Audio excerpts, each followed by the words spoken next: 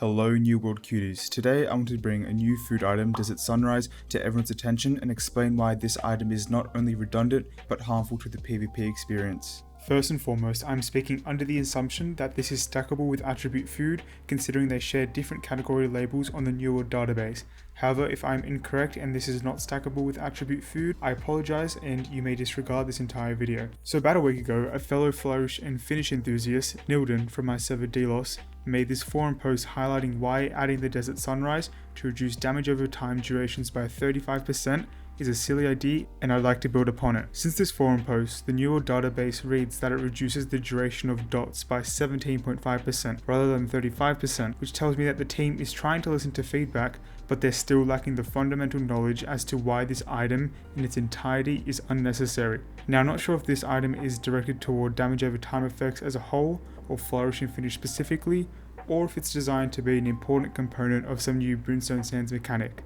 If the devs think certain damage over time effects are too strong, just nerf those specifically, rather than this lazy blanket nerf that hurts build diversity. If the devs think Flourish and Finish specifically need some nerfing, they should just nerf it directly instead of doing this lazy blanket nerf. However, I'm here to firmly say that Flourish and Finish is so far from needing nerfs, and here is why.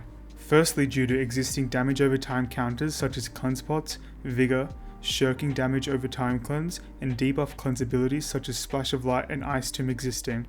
Now, I'm aware that some of these options such as Vigor and Shirking dot cleanse are not very viable, and asking someone to run them is a bit unreasonable, but that doesn't matter because the biggest counter to Rapier Bleed builds comes from your gameplay. Going up against this build, all you need to do is avoid Tondo stacks, and if you notice you are afflicted with Tondo stacks, you steer clear of the Rapier user or use good iframe to avoid the Flourish and Finish hit.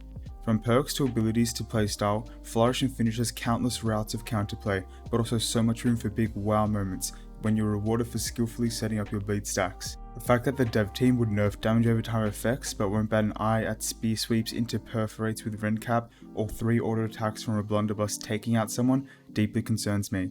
A good portion of Rapier Bleed Build's strength comes from no one knowing what it does, so nerfing it because players can't read abilities doesn't seem fair in the slightest. Flourish and Finish is super fun and viable, but there is definitely a skewed perception of how powerful it is just because of how flashy and shocking it is to watch. Thanks for watching, and if this somehow reaches the dev team, I love your work and I love your game, but get this Desert Sunrise out ASAP.